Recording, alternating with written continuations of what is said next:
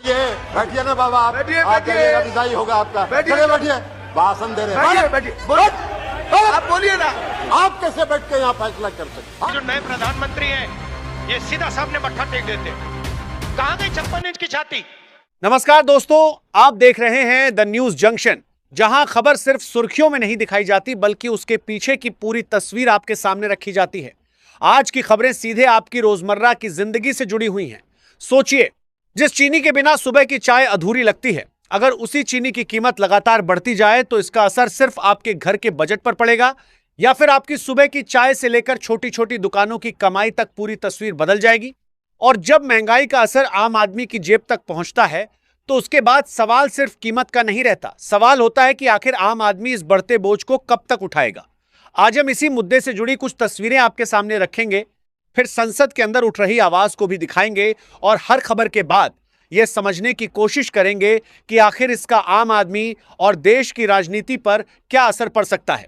इसीलिए वीडियो को अंत तक जरूर देखिए, क्योंकि हो सकता है कि रोजमर्रा की एक छोटी सी चीज के पीछे छिपी बड़ी तस्वीर आपने पहले इस नजरिए से न देखी हो। तो चलिए बिना किसी देरी के शुरू करते हैं पहली बड़ी खबर से। पहली खबर सीधे आपकी रसोई और आम आदमी की जेब से जुड़ी है।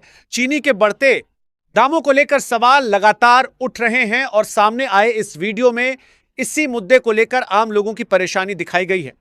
वीडियो में चीनी की कीमत को लेकर बात की जा रही है और यह सवाल उठाया जा रहा है कि अगर रोजमर्रा में इस्तेमाल होने वाली चीनी इतनी महंगी हो जाए तो आम आदमी अपने घर का बजट आखिर कैसे संभालेगा। इस वीडियो में एक व्यक्ति महंगी होती चीनी को लेकर अपनी बात रखता दिखाई देता है और स्क्रीन पर भी चीनी की कीमत बढ़ने का दावा सामने आता है। मामला सिर्फ चीनी खरीदने तक सीमित नहीं है, क्योंकि चीनी महंगी होने का असर चाय, मिठाई और चीनी का इस्तेमाल करने वाले छोटे बड़े कारोबारों तक पहुंच सकता है। लेकिन इस बढ़ती कीमत का आम आदमी की जिंदगी पर कितना असर है और लोग इसे किस तरह महसूस कर रहे हैं, इसे समझने के लिए पहले आप खुद ये वीडियो देखिए। चीनी 70 रुपए किलो है? एक अपने गेस्ट का आदर करने के लिए हर घर में होती है चीनी। अब क्या 250 ग्राम चीनी मंगवाओगे? भीख मंगवाओगे इस देश की जनता से? चीनी 44 रुपए से 77 रुपए किलो हो गई। चीनी की खपत एक छोटे से छोटा मजदूर भी अपने घर में करता है और बड़े से बड़ा रईस भी करता है। और सबसे ज्यादा असर अगर इसका होगा तो वो एक नीचे का सीढ़ी के नीचे के पायदान पे जो व्यक्ति है, मजदूर है, रिक्शा चालक है, उसके चीनी मांगते हैं। दूध में चीनी कहाँ से जाएगी? जब से ये एथेनॉल वाला मामला आया है पेट्रोल बनाने के लिए, जब से ही चीनी के दाम लगातार बढ़ रहे हैं। रसोई का पूरा ही बजट बिगड़ रहा है। 2-4-5 रुपए बढ़ जाते तो कोई बात नहीं, चीनी पर आधा दूध पैसे बढ़ रहे हैं तो वो अच्छी बात नहीं है। खर्चा पूरा बिगड़ा हुआ है, सारा बजट बिगड़ा हुआ है, कैसे चलेगा फिर घर परिवार? आज लोगों को ये एहसास हो रहा है कि कांग्रेस ने वास्तविक करा क्या था। पिछले कई दिनों में चीनी के दामों में इजाफा हुआ है तो रसोई का। अब आपने पूरी क्लिप देख ली। यहां सबसे बड़ी बात यह है कि महंगाई का असर सिर्फ किसी एक सामान की कीमत बढ़ने से नहीं समझा जा सकता। जब एक जरूरी चीज महंगी होती है तो उसका असर उससे जुड़े दूसरे सामान और सेवाओं पर भी पड़ सकता है। चीनी अगर महंगी होती है तो चाय बेचने वाला दुकानदार अपनी लागत बढ़ती हुई देख सकता है, मिठाई बनाने वाले की लागत बढ़ सकती है और आखिर में इसका कुछ हिस्सा ग्राहक तक पहुंच सकता है।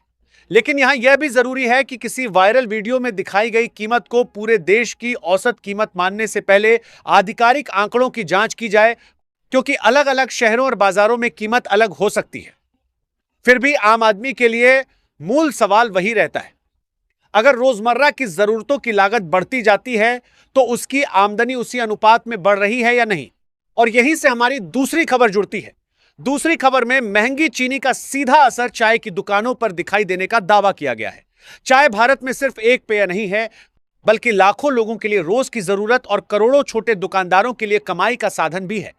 सामने आई इस क्लिप में एक चाय बेचने वाले व्यक्ति से बात की जाती है और बताया जाता है कि चीनी की कीमत बढ़ने के बाद चाय की लागत बढ़ गई है और ग्राहकों पर भी इसका असर पड़ रहा है। वीडियो में यह भी दावा सामने आता है कि कीमत बढ़ने के कारण कुछ ग्राहक चाय की दुकानों से दूरी बनाने लगे हैं।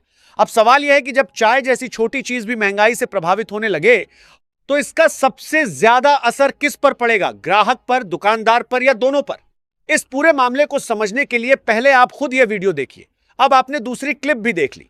इस वीडियो का सबसे महत्वपूर्ण पहलू यही है कि महंगाई का असर सिर्फ खरीदने वाले व्यक्ति तक सीमित नहीं रहता।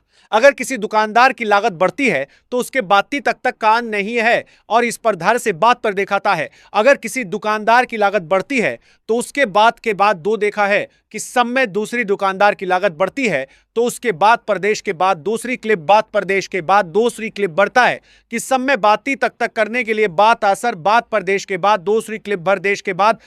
सामने दो रास्ते होते हैं, या तो वो अपनी कमाई कम करे या फिर कीमत बढ़ाकर उसका कुछ बोझ ग्राहक पर डाले।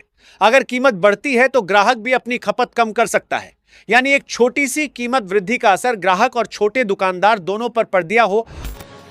चीनी के दाम बढ़ेगा का पता चला आपको? चीनी के तो दाम बढ़ गए के 70 रुपये।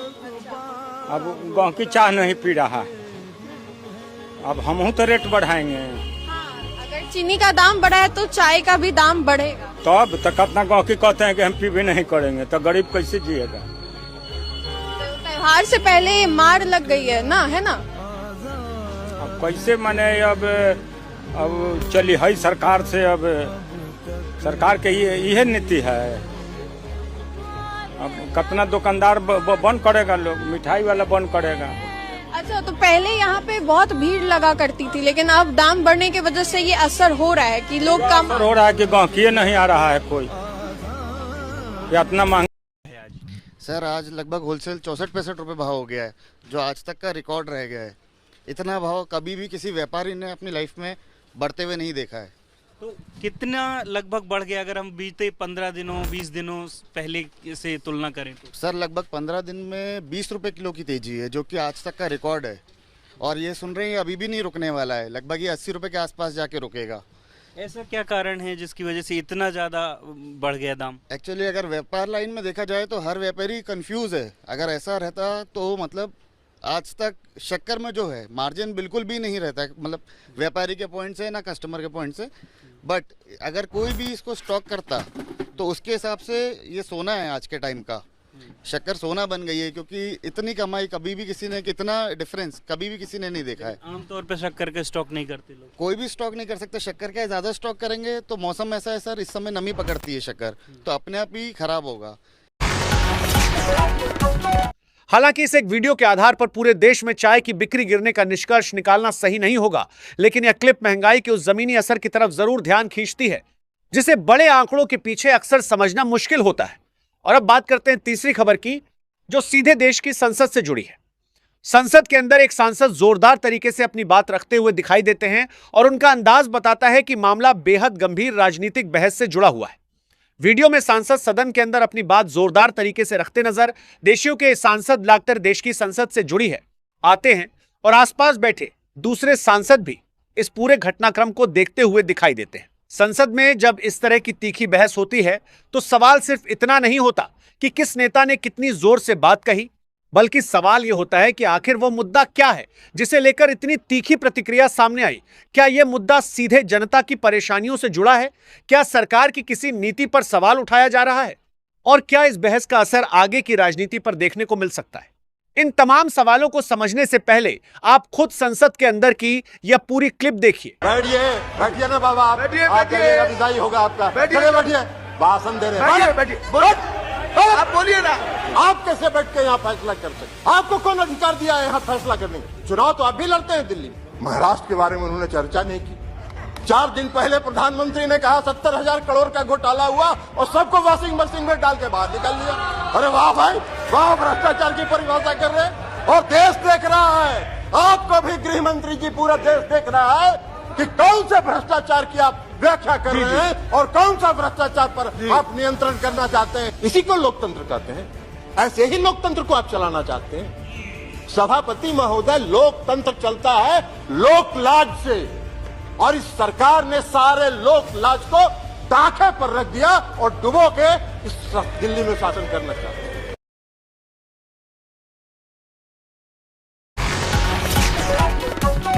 अब आपने संसद के अंदर की तस्वीर भी देख ली। इस क्लिप को महंगाई वाली दोनों खबरों से जोड़कर देखें तो एक बड़ा सवाल सामने आता है। आम आदमी की जिंदगी में बढ़ती कीमतें और संसद में उठती राजनीतिक आवाज के बीच कितना संबंध है? संसद लोकतंत्र का सबसे बड़ा मंच है और वहां जनता से जुड़े मुद्दे उठना जरूरी है। अगर आम आदमी की जेब पर महंगाई का असर पड़ रहा है, एक एक सांसद के पासपोर्ट आपने जब्त किए हैं, इन डकैतों के पासपोर्ट क्यों नहीं जब्त किया आपने? इन डकैतों के पासपोर्ट क्यों नहीं जब्त किया आपने? तो आप तो कह रहे थे हमारी 56 छुरी वाली सरकार, हम एक एक आदमी से डंडा मार मार के वसूली करेंगे। मोदी जी के राज में 9,000 करोड़ रुपए लेके विजय माल्या भाग गया, 20,000 करोड़ रुपए के लेके नीरव मोदी मेहुल चौकसी भाग गया, 6,000 करोड़ रुपए लेके नितिन संदेशरा भाग गया, 2,500 करोड़ रुपए लेके ललित मोदी भाग गया। ये बड़े बड़े जो हजारों करोड़ रुपए के लुटेरे थे, हिंदुस्तान से भगाया किसने इनको? आपने भगाया।